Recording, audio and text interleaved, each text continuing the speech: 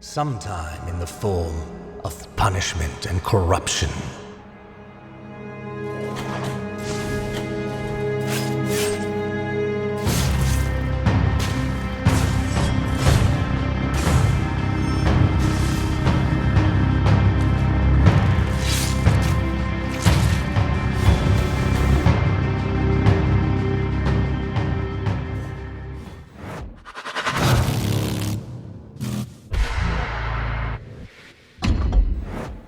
We staan nu bij Blasphemous. We hebben de game dat heel even gespeeld op de PC, via een Xbox One controller. De game komt 10 september uit voor PlayStation 4, Xbox One, PC, Nintendo Switch.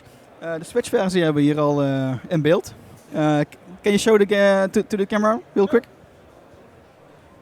So, the Switch version of Blasphemous actually it runs super smooth. I mean, the porting, we are especially proud of the Switch version. It just runs just as perfect as the PC version or the PS4 Xbox One version. And the cool thing is that, I mean, since it's a pixel art game, it just looks so. It's just like the perfect console to play this. Actually, I've been playing this for 2 years on PC, and now that I see the game running on a small screen, it's just awesome. Yeah, it's like a perfectly fitting art style for this device, especially for a Nintendo console. Always, back to the Game Boy times, like the pixel art style. So yeah, it's really fitting for this console. But it also plays really well on PC. I just played it. Plays really well. It's also really difficult, I think. But the game is not really that punishing like other Souls-like games. So that's really great for me, at least. How do you think you will continue to attract players to this game, but also not make it too hard for them to get in, to jump in? Yeah, we try to appeal to Metroidvania fans, to Dark Souls fans. I'm a big Metroidvania games fan. I mean, I'm a big player of those games. I collect Castlevania games, so I knew what to expect from a game like Blasphemous. So, of course, if you are the kind of player who wants just to go straight to the point and kill bosses and go for the action, that's totally fine, that's totally allowed. But if you are the kind of player who is a completionist, you can just spend hours and hours and hours looking for all the items, all the lore behind, the stories that the NPCs tell you. Every item has its own lore section.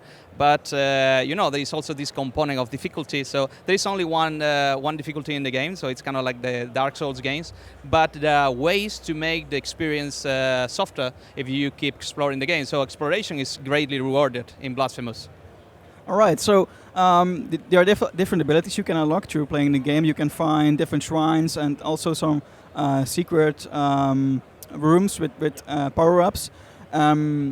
How many different power-ups can you find or acquire in the game besides the ones you start with from the beginning? Okay, so from one side you have these things called the relics, which are, if we talk in terms of Metroidvania games, this will be like the things that you need, the skills that you need to unlock new areas, but in Blasphemous they are completely optional, so you can just finish the whole game from start to finish and not collect any of these relics, but they will grant you access to these secret places or optional places. And the other thing that you will unlock are special attacks. So there is a skill tree. All the options that are in that skill tree are related to combat. So as you progress in the game, you will find these altars in the game that will allow you to unlock new ways to express yourself in combat. For example, a way to attack downwards, or a charge attack, or a range attack. And all of them can be upgraded as you progress in the game in exchange of this currency in the game that we call the Tears of Atonement, that in Dark Souls terms will be like the souls. Yeah, great. How many hours do you think on average it will take to complete the game? Yeah, that's always the tricky question. I mean, we want to appeal also to speedrunners and completionists and people who has no time because they have children. So it's hard to say how much will it take because that also depends on your skills. But everybody wants an answer, so I will say that this game can reach a solid 15-20 hours of gameplay. I will say that. I'm not sure about that, but I'm pretty confident.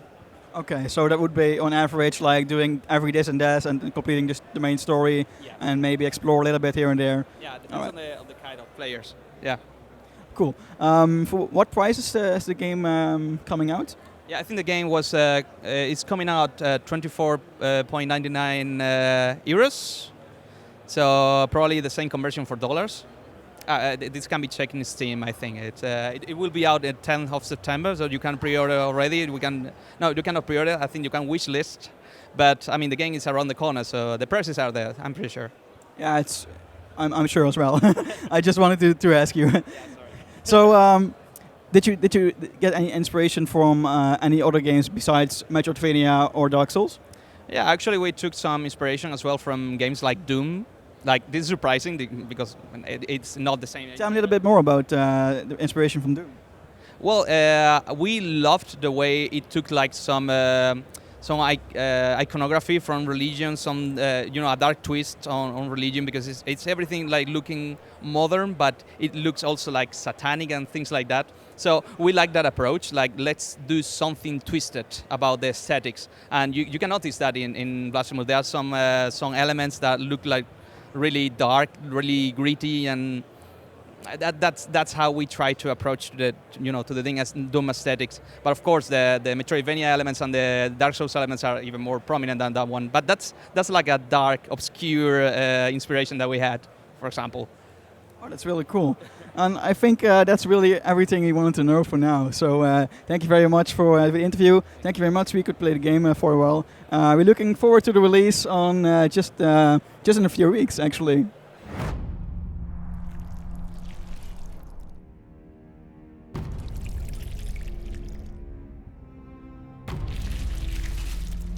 Guilt, repentance, mourning, and every pain